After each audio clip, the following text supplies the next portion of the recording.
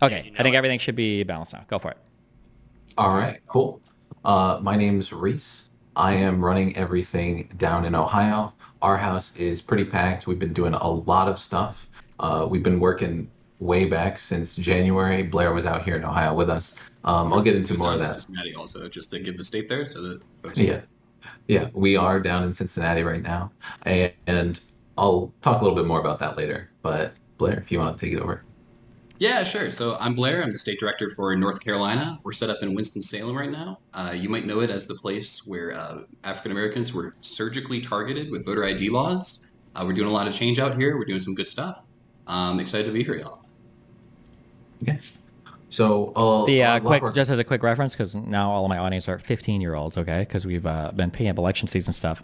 Sure. With that reference to the surgical targeting was I believe the Supreme Court shot down basically it was a new type. It was basically a new set of like voter restrictions where they were going to close down certain polling places and make certain types of IDs restricted. And before the state went to restrict these IDs and close down these voting places, they literally requested like racial breakdown data from the from the state election committee or something to like, and then I think the Supreme Court's language was surgically targeting black people essentially to prevent them from being able to vote in future elections. Yeah. They went around measuring the skulls of the people in the area to double check that they could or could not vote. Okay. Well, I don't think it was that extreme, but yeah. Okay. That was yeah. pretty fucking close. Also, you're right that it got shot down, but also with the in North Carolina, it actually got reimposed in 2023. So it got shot down originally in 2013, and now it's still happening in 2023, which is pretty crazy. Also, very specifically, I'm just gonna fucking shill right here. That race, the reason that it got shot down, rather the reason that it was able to be reinstated, it was pushed through with a supermajority by the Republicans. That supermajority is being held right now by a fraction of 3/5, because that's the way they do it in North Carolina. They just really like that fraction for some reason. I don't know. As your only black fan, I thought I might be able to come on and represent that viewpoint. Wow. But yeah, they push it through. Well, Forethought's about to they jump in push it here. through. Careful. No, I'm just kidding. Oh my god! I mean, if I could be the second person to bring him on stream, I'd be honored. That was a great arc that we went through with him. Also, give me more bullets for that. What the fuck? Where's my Biden bullets? Seriously. Anyways, they push it through with a supermajority. That supermajority is exact, right? If we flip one race, and in 2022, that race came down to 588 votes. Look at that. No racist voter ID laws. That'd be crazy. If 588 people voted the right way, or if like 4 of you came out and canvassed with us, right? Then we could flip that race. And then we'd be able to, vote and have actual protections to our democracy, which would be nice. Yeah. And I want to say it's crazy. There are like the people in these houses are almost entirely from this community, and a lot of people are incredibly motivated by the amount that a few people can do in such a small amount of time, just with like passion. And it's crazy. There's a ballot initiative. I'm going to shill Ohio a little bit since Blair was shilling North Carolina. There's a ballot initiative to stop gerrymandering in Ohio. We have a crazy supermajority too. They're bypassing vetoes to get more anti-trans legislation through.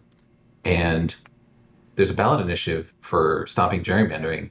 And we were just one weekend, we decided, hey, you know what? They need 5% from every county. It's difficult to get to some of these rural counties. So we literally just went out and one weekend we took down the whole county just with, like 6 of us. So if we can do that, just a handful of people can, potentially make sweeping legislation across an entire state, which has always been crazy to see in the hands of so few people. Yeah, for sure. And then also, we really care, of course, about the general race. But when we're looking at like these state ledge races, like I was talking about the 63rd district in North Carolina, it's literally like a couple days of work. It is so tight. Also, I'm sorry, I'm here in North Carolina, right? New polls just came out. Kamala, 46%. Trump, 46%. We're going blue, baby. We're going blue this fucking election, okay? We're going North Blairolina. That's what it is. So we kind of jumped into what the House Canvassing program is a little bit, but just as a quick overview, you come, you live with us, we play board games, we go out and we do political action during the day. At night, we go out and we have, we're the most attractive people possible, so we're just eating it up in the clubs. Very easy, very easy. But usually it's like Twilight Imperium. or we're going out, we're playing some spike ball. It's a good time overall, is what I'm trying to say. Uh, you got a bunch of people who are like-minded. They're all from, most of them are from the DGG community. We kind of vibe. We get along really well. Some of these relationships will take with us for like the rest of our lives in like a very sweet, kind of sappy way. But we also get to do a lot of political action. So it's going to be like 40 hours a week of canvassing. Some of that gets changed into tabling, going to local colleges and working with those groups, teaching it in local classrooms about civics and the. Oh, well, there's just people that walk through your background all the time. I don't know how other people focus. Yeah, that's what we I get do. too Yeah. ADHD. Don't worry about it. You're good. All right, thanks, buddy. I appreciate the comfort there. I really needed that one. Yeah, so we go through and we do tabling, we do canvassing, we work with local Dems in the area. We don't collaborate on their campaigns, but we reach out to them and help volunteer sometimes. Yeah, that's kind of what the canvassing project is. Any individual like ballot initiatives, if you can, in other states, they don't let us in North Carolina because there's too many Black people who live here. But in other states, they let you do referendum votes, and that's really sick. Reese, is there anything I'm missing on the individual program? Not specifically. We are also expanding things. So we've realized that our houses aren't enough. We're not all across the state. So recently we had the idea that since we have access to all the data across our state, why not just let other people get involved who are in other cities? And we have developed training for people to canvass out of literally their own house. People can canvass like the neighborhood around them. So anybody who is in any of these states that we're in, so we got North Carolina, Pennsylvania, Ohio, Wisconsin, Nevada, Arizona, and even Montana, we're going to be able to basically help people get lists and help train them on how to canvass and how to get people out and people that turn up for the elections, these critical elections in these battleground states.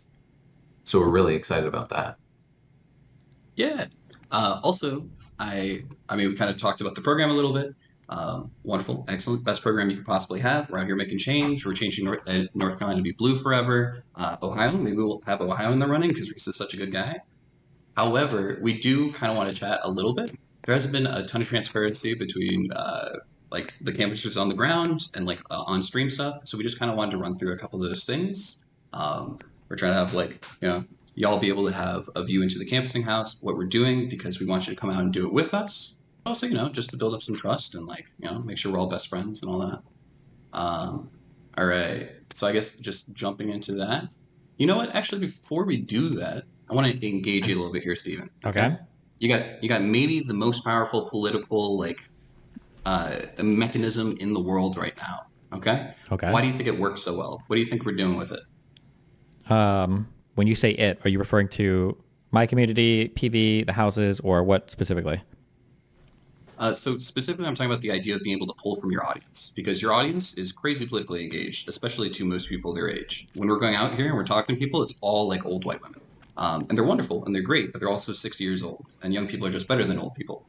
True. I mean, probably because I'm a streamer, so I have a strong engagement with my audience just by virtue of being a streamer. And then because we're actually politically interested and active, I'm just easily able to pull from that demographic and then activate them for those kinds of activities.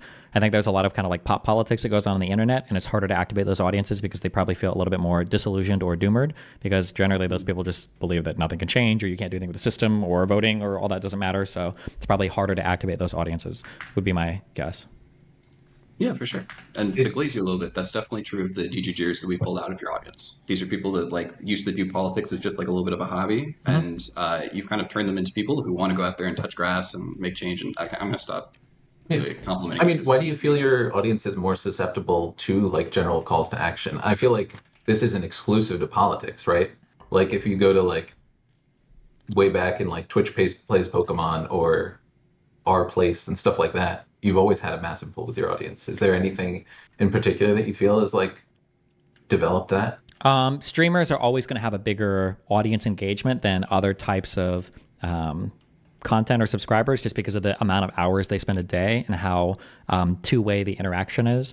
On YouTube, it's not really. You can ask people to leave comments, and then things like TikTok and everything are just totally not like even close to having that level of engagement. So streamers are always going to have higher engagement than basically any other medium on the internet right now. And then whatever my particular area of interest is in, they're also probably going to share that area of interest, so they're going to have really high engagement. So like if I were to try to pull people off and say I wanted to advertise like a shoe rack or something, I'm probably going to get pretty bad engagement. But if I'm advertising for anything that is within our purview, our interest, I can, like if I were selling subscriptions or like if I had an affiliate link to like Obsidian, I'd probably get like a ton of money in that because everybody watches me take notes and people are kind of like similarly minded in the political space and all that shit. So yeah. But don't you think your like percentage of your audience is more engaged than like other streamers even? Flash Place, it's pretty impressive. Yeah, there's going to be, I mean, even within the streamer world, my audience engagement is probably going to be a bit higher, but it's probably because I am a little bit more community focused, whereas other streamers are a little bit more like streamer focused. I kind of hate streamers a lot. A lot of them are lazy. A lot of them are rapists. A lot of them are kind of weird. I just don't care to do much with them. Just kinda, yeah.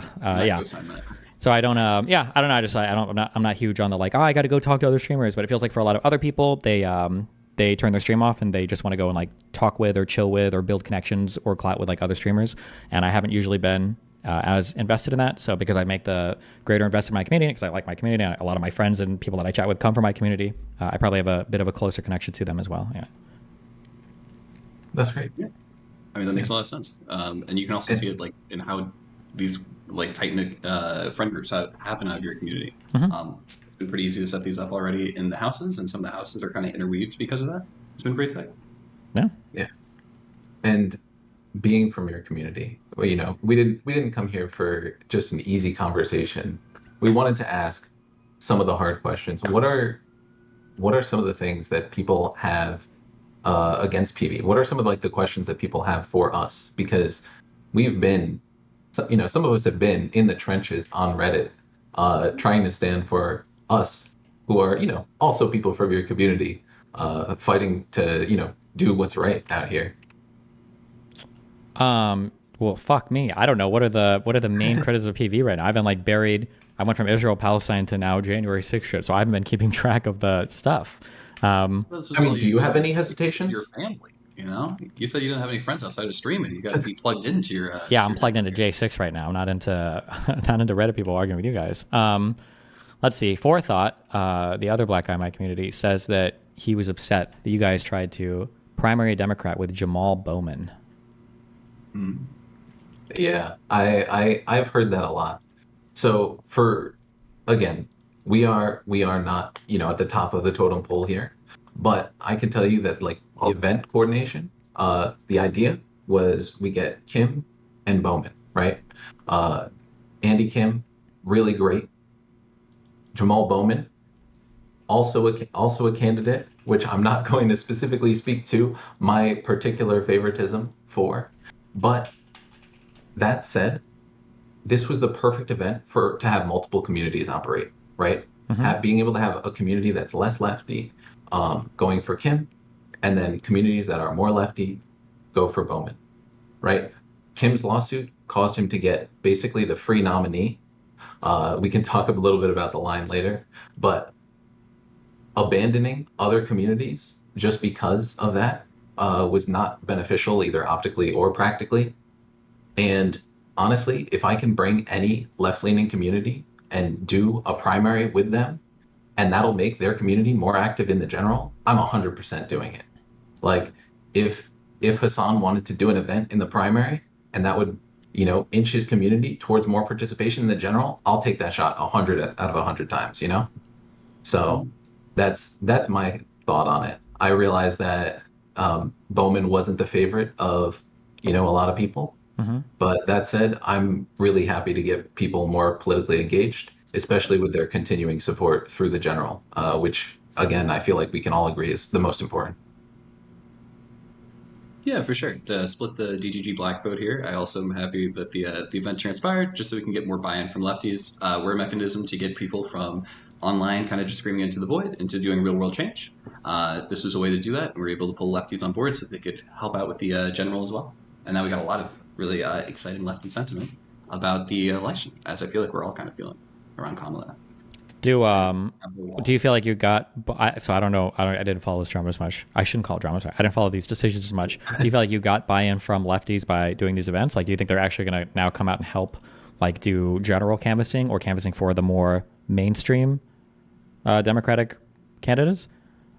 Yeah. So I can speak to that a little bit, but the biggest kind of like time will show sort of thing is like if folks show up to these events. However, I know we've had people reach out to us in North Carolina where they can now help out in canvas, and they're coming out of communities that aren't just DDG. They're coming out of more left-wing communities where that wasn't necessarily the case before the Bowman event. Reese, did you have a different experience there you wanted to express? Oh, yeah. I was just saying that I talked to tons of people from other communities at that event who had been like, I have never canvassed before. I have no idea. And even though there were some people who were adversarial, especially in primaries, you're talking to people who are already Democrats, they're going to be adversarial about their picks. And people were like, yeah, I loved it. Like just having a community and like a community night and people all going out together, it really builds bonds, and people are like, yeah, I want to do this more and want to get more involved. And when the primaries are over, that's the best way to do it. And so we've seen people coming back and more interested, and even signing up to try to be in houses and such. Yeah, that's a very good point, Reese. Like for the individual conversations that I had, I know. So I originally went down with y'all in Georgia, and that's like how I was able to work my way up to being like a state director eventually. And after Georgia, I had like this moment of being super fulfilled and really happy with the work that we had done, and was really happy that like I single-handedly saved democracy. So that was pretty cool. And I've been having people kind of like echo those sentiments after the New York event. Even just the idea of them getting engaged in that way is super powerful, because now you've got people who are turning into like long-term democratic like organizers and operatives and folks who come out and just canvass honestly, which is super impactful. So like getting them into the system, showing them that there's a way that they can be engaged both in a primary sense, but then also like getting that buy-in from them, so now they like the experience and they'll come out for the general as well. Okay. Fuck. If you guys wanted a fucking brawl session, I would have done more. Lita probably mentioned we're this. swimming down We're in the Thunderdome. Come on, dude. Where's the gauntlet?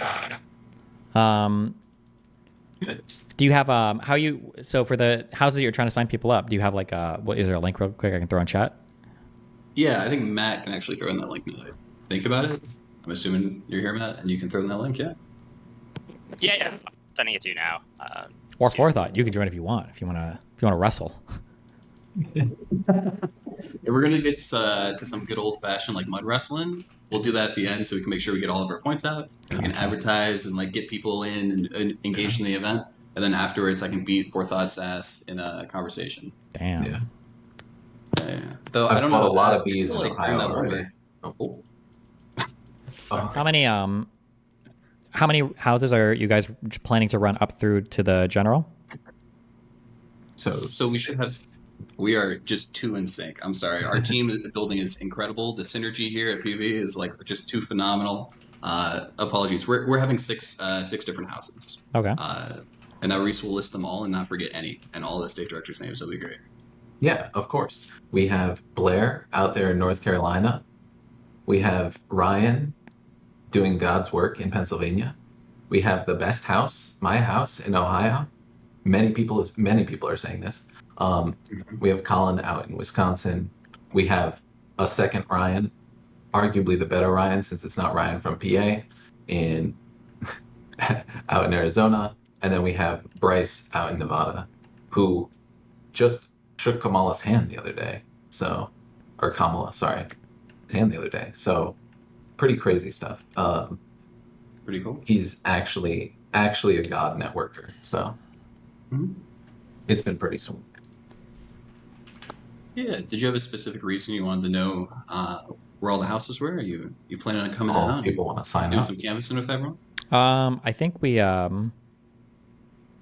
think I'm scheduled for 2, right? This is not my department. Apologies. Oh, I was yeah, trying to yeah. bait I'm you pretty sure. over. Yeah, I'm pretty sure I'm I was like, scheduled to come out and do down, I 2 wanna- events. Yeah, or at least 1, but I think 2. Yeah. Oh, sorry. For the big events. I Yeah. meant for Yeah. the individual house canvassing things. Oh yeah. So there's as of right now, there's likely going to be 2 major events, but we will have the houses operating all the way until the election in November. in all 6 of those states. How many So- people do you have involved with like all that? Like how many people are living in each house? So at the cap, it's 7 or 8, and then there's a couple with like 5 or 6, Okay. and so we're knocking like about 10,000 doors a month right now, and we're picking up more volunteers as we go, meeting new people, getting them involved. Literally just trained someone in another part of Ohio today, who heard about us on. They said they heard about us on a Twitter space. I'm not sure what Twitter space, but if they got them to mobilize, hell yeah, I'm excited. And we're also likely going to be adding another state, not a house, but another state that we can do remote canvassing out of. So like people, if there's any state that is particularly important, or there's a lot of people who are really wanting to get involved in, we can potentially.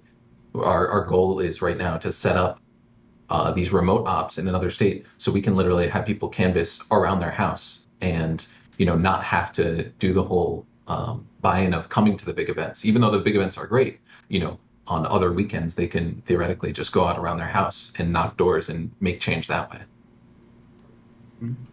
Okay. Yeah. Fuck, what else do you want me to bring in forethought and fight with you guys? I don't have any adversarial questions. What is your how long have you guys been working with these houses? So we started back in January. So we were in January. We were doing a lot of training. All of our directors were together, and then we split off and went to different houses. Okay, wait. Before forethought starts, give me give me like one good story or memory or something that you guys have learned or experienced that you feel like you wouldn't have otherwise. That's like a thing that you think will stick with you forever. I guess from these experiences, from doing all this for the past like 8 months. I guess, yeah. I'll let Blair go Alright. first. Yeah, I can start us off there. I think I'll do like 2 like quick little things, I guess. One of the things about like engaging with politics just through the internet is that everyone has every talking point and they go in this circle all the time. I think you talk about it as like the carousel. But when you're at someone's door and you're talking to them, it's a lot harder for them to just bring up talking points and like kind of ignore what you have to say. One of the things that we talk about when we go like deep canvassing, which is what we're doing for all of this and getting people engaged, is that no one cares what you know until that they know that you care. So we have our personal stories about how we got involved in politics. We talk about things that are really important to us, and it makes it so it's a conversation that's more genuine, that you're having with the person. I mean, if you engage with politics and on some level, right, it's not just some abstract like team game to you. There's going to be something that affects your life. And so when we're at the doors and we're talking to people, like for instance, we'll be up in Ohio and people will say they have issues with the border. And we'll be like, all right, well, talk to me more about that. And they'll say, well, they're spending so much money on these people who are seeking asylum, but they don't spend any money on the people here. We have people like who are homeless here in Ohio. And these are generally Republican folks. And so we'll say something along the lines of like, yeah, I agree that we should spend more money on the folks who are living in our communities, that we should build things like substance use clinics or homeless shelters. And normally online, a Republican might pivot, but because these people live in these communities, these are like real issues that face them, you can get them to concede to just like oh yeah, I think I would probably support that. Right? And it's like, well, that actually matters locally. You vote locally on these folks, they'll set up more shelters for people, they'll set up more resources for folks who are in trouble. And at the door, you have the ability to like really engage with someone, whereas online, it's kind of like you're just both, or people are just regurgitating talking points that don't really matter to them at all. I'd also say that like it's really rewarding work to do this. When we were in Ohio, I had this conversation with a woman. That started at the very beginning of the conversation. She felt like the system was rigged, that none of it really matters, that there's no way that she can like make any change by voting. And as we went through the conversation, we started to talk about, for instance, her children that were in the background. And she talked about how she was really upset that they were cutting arts at their local schools. This is something that she could directly have an impact on, and I damn sure told her at the door. I was like, if you go down to a board of education meeting, there's going to be like 10, 15 people usually, right? If you go down with like 5 people and you're all animated and you really want something done, we've talked to local Congress people, local people in the state legislature who are already worried about that. As soon as you have 5 people, if you get a couple more friends than that, you can like rule over the entirety of your board of education, because there is real like change to be made, especially in these local politics, but also on an overall level, as long as you get involved. And when I'm having this conversation with her, she's going from like dejected, upset about her son's future and the way that she feels like it's going, to like at the end of the conversation, she's like listing friends that she's bringing out to this board of education meeting. She's like talking about the next meeting date and looking it up on her phone. She's super engaged, and it's like it's really rewarding to turn someone from someone who's completely disaffected to someone who's fully engaged in the process and is now going to like take advantage and take the reins of their future and their kids' future and do something about it. That's what I've like learned through this process, at least. And It is. Wait, I just want to say I'm so sorry. From my canvassing and like chatting with people at the door, it is pretty crazy how many people live in like one line policy understandings. Like if you begin chatting with somebody, like you will find out very, very, very quickly that people have like very little idea about the particular thing they support. They know that like a slogan from a particular politician, and then when you push on that like I'm not talking about like a debate or whatever, but when you ask somebody like, hey, well, what do you think about the fact that they wouldn't support some like really basic thing? I'm trying to think of what we talked about in Georgia, but you could bring up like a really basic thing, and they'd be like, oh, I don't know, I'd never like considered that before, and people seem really friendly at doors. I don't know if it was just because of the communities we were in Georgia, but you would expect that it would be like hyper adversarial. But almost everybody that came to the door seemed like pretty excited to talk. If people didn't want to talk, they usually just wouldn't answer the door. Every now and then you'll get a grumpy person, but yeah, people seem like pretty warm to conversations. Surprisingly, yeah. Yeah, I mean, they're kind of already like starting off on a good foot by opening the door for you. Yeah. Like at that point, you're engaging, and also you're having conversations, and you're testing like parts of their like I guess schema of politics that they probably haven't thought through a lot. And so they're just having fun. It's a nice conversation. Of course, you're a friendly person, hopefully, or at the very least, we'll teach you how to be. Yeah. Sorry, Reese, you were saying. oh no, I was just gonna say how crazy it was how different people are when you're canvassing in like rural areas versus when you're canvassing in super urban areas. Like out in the rural areas, people are like, no one ever knocks on my door, super excited to talk to you, and obviously lean a little bit more Republican, but yeah, it's really really great to even just when there are people who are just glad to talk to you. If you can get someone talking about what they care about and what you care about, I feel like that's like half the battle. It's much more difficult than getting them to care. Yeah. And then just to go back to the thing that I learned, Blair took most of it, but I'm going to say probably two things. One thing is how crazy easy it is to get involved and like how fast the political connections explode. Like you meet someone and then they link you to someone else, and then all of a sudden you're like shaking hands with someone who's a senator, and I did not expect that. And then also really the people, like it's been so incredible. All of the people and all the things that they gave up to be here. Like, we have someone who used to be a Google engineer who's working with us, right? Who gave that up to be here. We have Blair, who gave up an invite to Ayla's birthday party so that he could be making effective political change. Jesus. That's crazy. You leaked that live on air. Okay. Christ. Yeah, but really, honestly, the people are great. I will never forget any of these friendships and any of these people. Okay. Well, welcome to the Thunderdome. Hey, buddy. How's my microphone? Is the volume okay? Sounds great. Sounds good to me. Fantastic. So I'm not super adversarial, all right? We're just going to ask some general questions, just because in general I've stayed out of Progressive Victory and all the election stuff just because I don't go and I leave that to the powers that be. In general, I guess what is the batting averages of the candidates you've endorsed so far? As in how of the elections you're pushing, how many are winning, how many are losing? Like all the way down ballot? You want to go through like our you state can go ledge as by- well as our So right now, I believe in North Carolina, we're 46-46 for Kamala versus Trump. Underneath that, we've got the Stein race, which I believe is +2 or +3 right now. That race is going back and forth. Speaking of that race, the other guy on the other side is fucking insane. You should look into these Mark Robinson quotes. Some of them are like, Jews are the fourth horseman of the apocalypse. Gay people are like maggots and flies. It just crazy shit. Down ballot from there, we don't really endorse candidates on individual races, but we're helping out in the sense of like trying to canvass in areas that will be helpful for the state legislature. Those are usually, I don't know the percentage points, but last time they won by about lost by about 588 votes. Other districts that we're targeting lost by about 1.5K. Yeah, there's not really any endorsements here because we can't work directly with hard side stuff. And also, I'm the organizing director, so I don't endorse necessarily, but I help out campaigns that I think are important.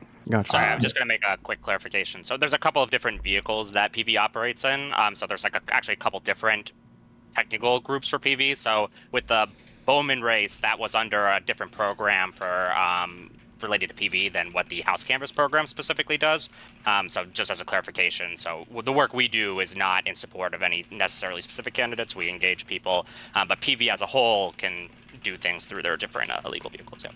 All right. And what's the size of the Progressive Victory organization at this point in terms of full-time staff and for everything from like above canvasser to people that are doing organizing and political outreach or data management, whoever is like full-time? That's gonna be a Matt question, sorry. Because I only know what's like in my state, and then above us, I'm not actually like I'm aware, but I don't want to give you an answer that's false. So, Matt, if you have those numbers on you, that'd be cool. And if you have any other questions while Matt pulls that up, that's great. Yeah.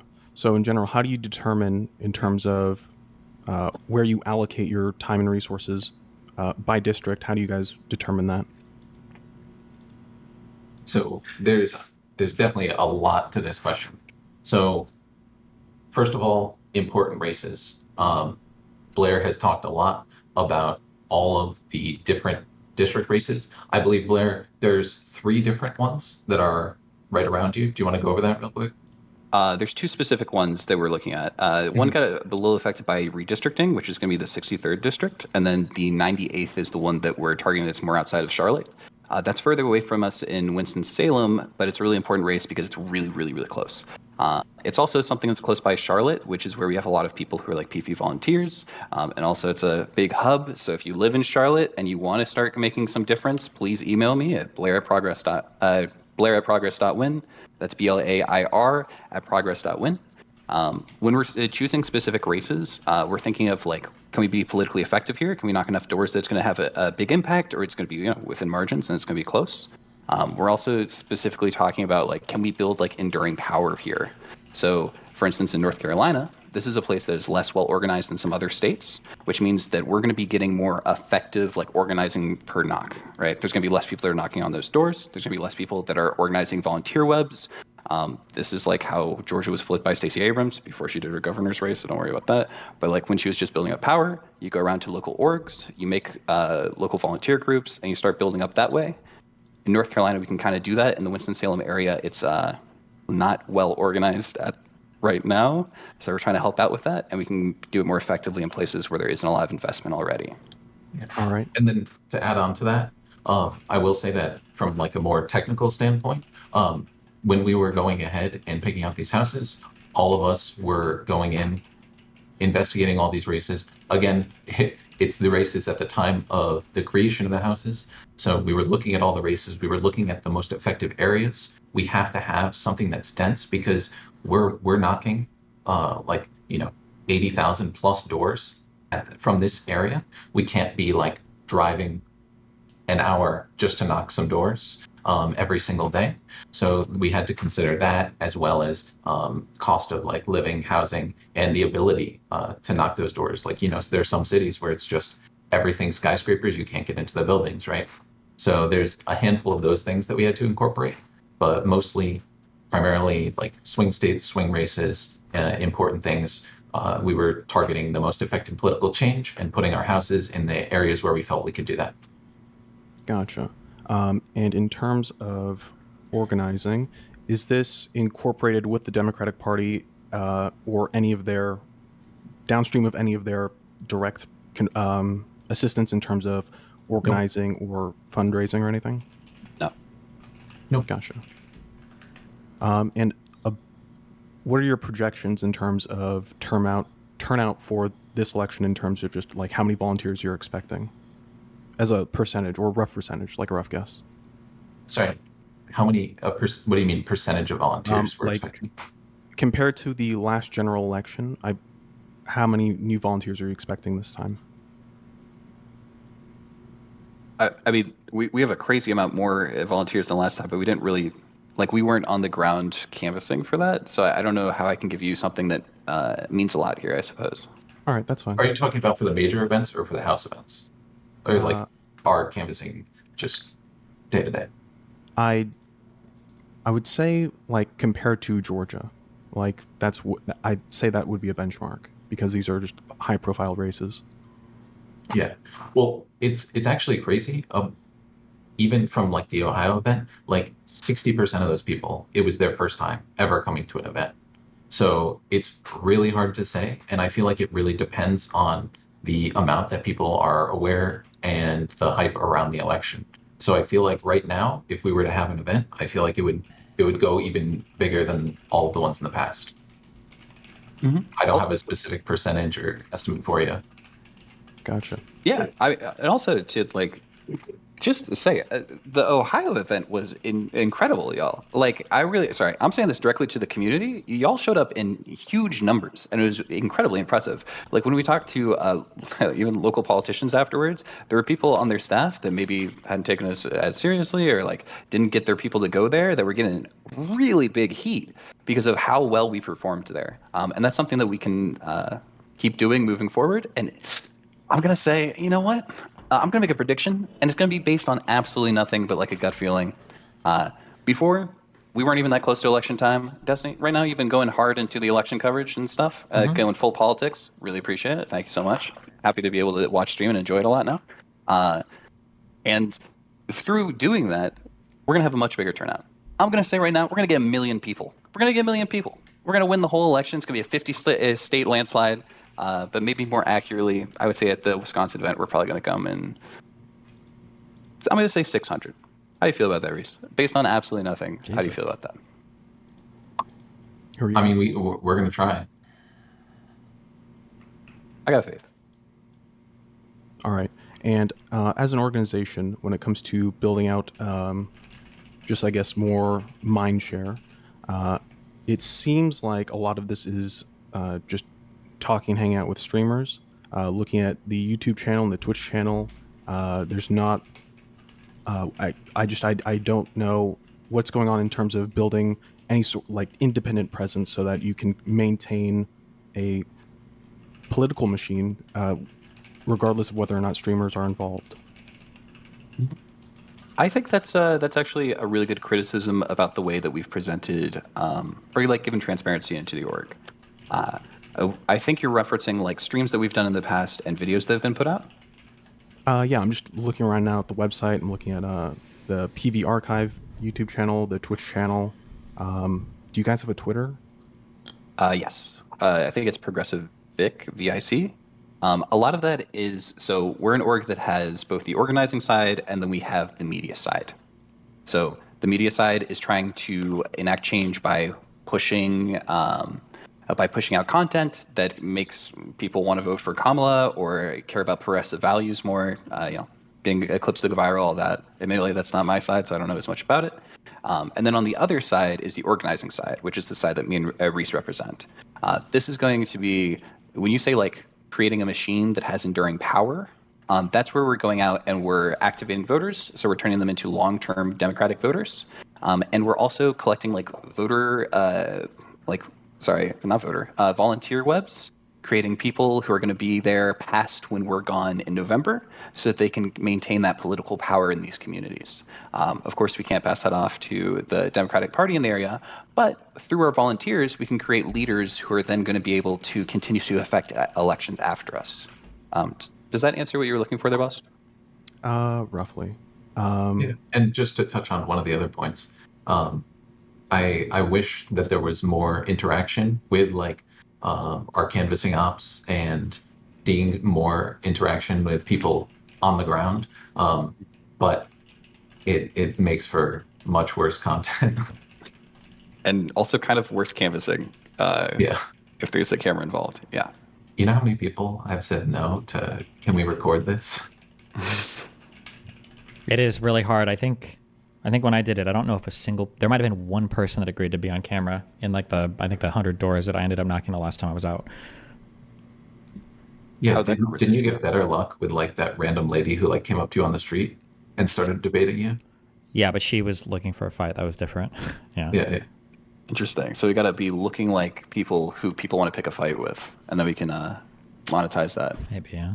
Not necessarily. Like one thing that I think would be really important is having some sort of data-driven impact history at the very least. Like I should know roughly how many. I should be able to go on your website and see how many doors were knocked, how many volunteers were coming out, about over how long a period of time. It just, I don't know. It feels very lacking in terms of being able to advertise yourselves. One thing that's like routinely very frustrating is I don't have a correct point of contact. You guys are involved a lot in terms of like organizing people and getting stuff on the subreddit. I just don't want like random people that I don't know like asking to put stuff on the sub. Two, I have like no idea when stuff is coming. I'm just getting random DMs and just hoping I'm actually talking to someone from Progressive Victory. Do you guys have like a Slack channel or dedicated Discord where people that are employees or doing outreach can work just like without any issues, and I can just have direct conversations with people that I need to? Yeah, and we can probably pull you into one of those, but I won't guarantee it because it's not necessarily my decision. But I can also add you on Discord. However, I think it's a really good idea to have that, like, to be included in that group because you are a wonderful reach out person here. Yeah, and it would be much easier if you weren't getting DMs from a bunch of people, for sure. Yeah, we can figure something out regardless. Yeah. Yeah. It's just Good idea. The thing is just like that. It feels like this should have been figured out before. But yeah, I don't know. I'm just complaining. But yeah, you guys seem okay. My big issue is the Jamal Bowman organization to primary a Democrat with. It just makes no sense in the current state of things. But you guys don't make that decision, so I get that. I don't really have that many questions. I'm not that involved with Progressive Victory stuff, so I don't know why I was thrown up as the champion. Are there any other questions I should I don't know. I think Destiny was looking for a bloodbath. He wanted us to. No, Forethought produce was typing in content for our chat, own. and everybody said, "Go Forethought." So there you are. Here you are. I was ready for a bloodbath for the people that say like we should primary Democrats, but they're not here, so it is what it is. Okay. I guess. Oh, sorry. Go ahead, Reese. I give the floor to you, sir. Oh no, I had another question for Destiny, but did Yeah. you have something following up on this? Well, I just liked having Forethought in the call, so I was gonna give him a question, but it's all right. We'll send. Yeah, I guess when we're talking about like getting buy-in from other communities and like being more of a bigger tent org so that we can pull more people in, so that we can have political effectiveness when it comes to generals. Do you feel like that's a worthwhile project there? It depends on the trade-off. So, I guess a question is: do you have a rough idea of how many of each community you're pulling from? Like people who in the future are going to be coming to our events because they came to the past event? Or like of the people that have signed up, do you have a rough idea of where you're getting your leads from in terms of like, are they coming from Vosh's community? Are they going through this invite link? Or are they going through that invite link? Like, do you have an idea? Yes. Yeah. Okay. Go ahead. Yeah, we so sorry. I think he's asking for the current event. Do we have that yet? And the answer is no, because we don't have. We started signups maybe a couple of days ago, but we can have that in the future, so we can see how impactful it was.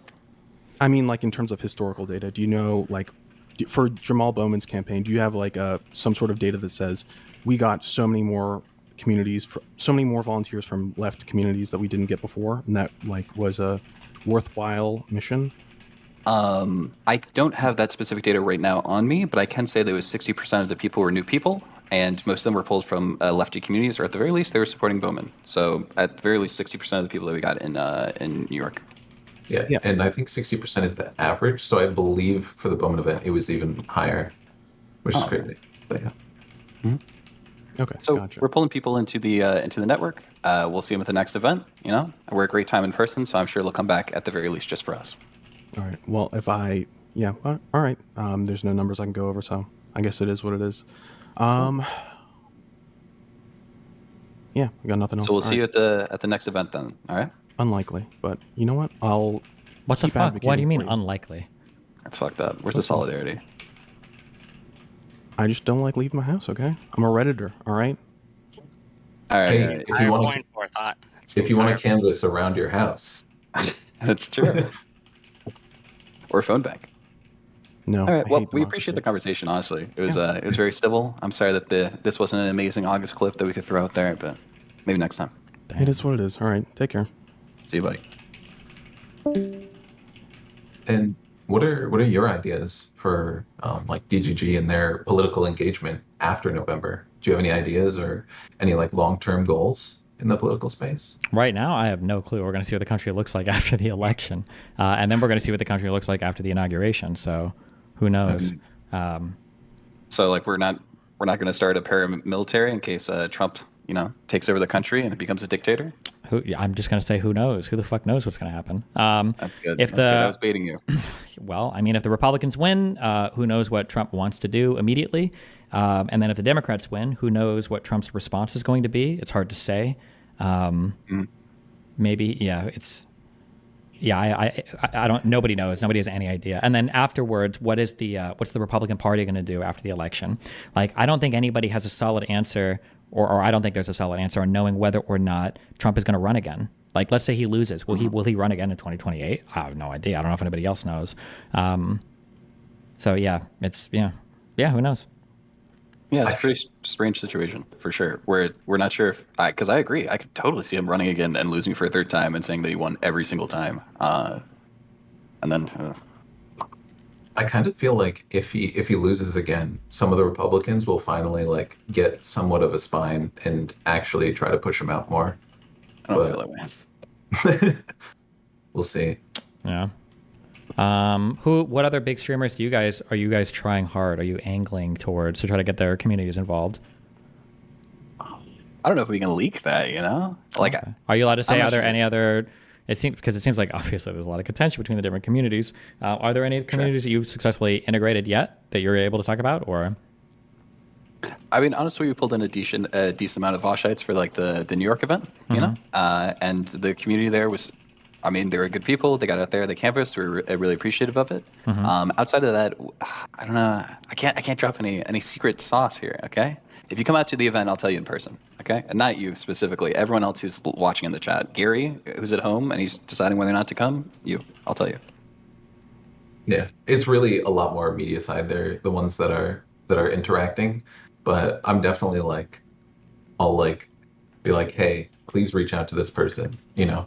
Like getting excited about different people that I've watched that are starting to get more political, but just because of the upcoming election. Okay. I'm really excited because like so many people who I've like just watched like shitpost videos of theirs on YouTube are now all of a sudden like posting on Kamala, and I'm like, oh, this is great. People actually are starting to care. I feel like as much as I was a big Biden stan, it was left a lot of other people sleeping. Yeah. I kind of feel like that going through the January 6th stuff. I saw a lot of people that I used to debate being arrested for seditious conspiracy. So yeah, people show up in crazy places. Yeah, your shaman guy got really popular.